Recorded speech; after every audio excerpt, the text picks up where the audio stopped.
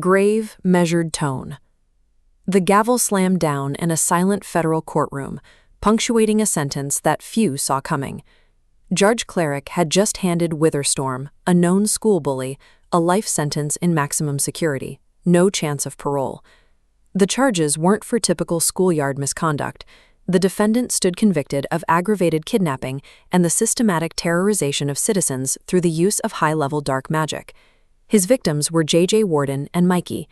At just 9 years old, the two were already celebrated television presenters, making them some of the most high-profile targets in the community.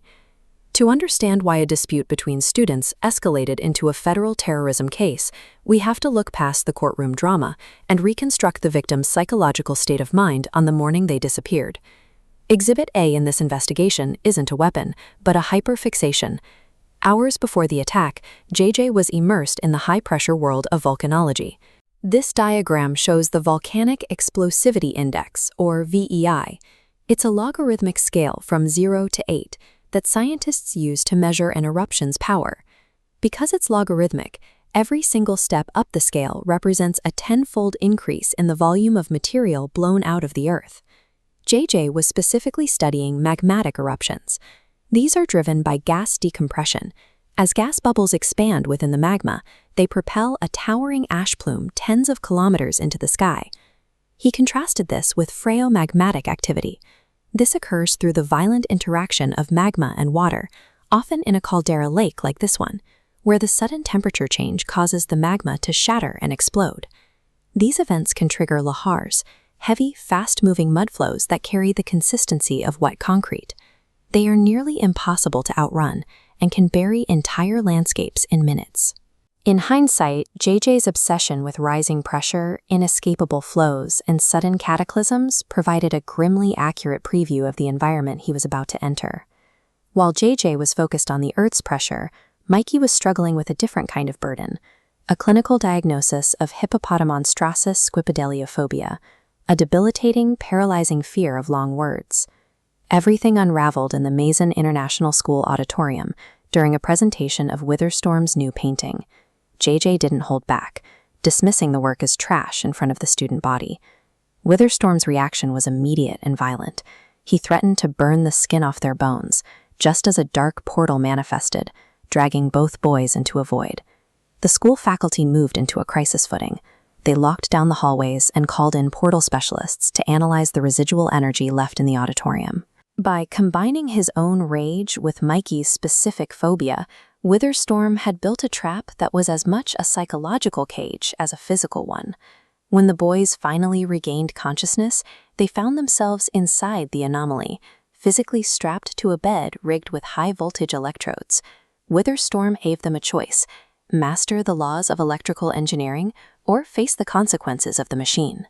This diagram illustrates the core of Ohm's law, the formula V equals I times R. It defines the relationship between voltage, current, and resistance. By keeping the voltage constant and increasing the resistance, you can effectively choke the flow of the current. This distinction was critical.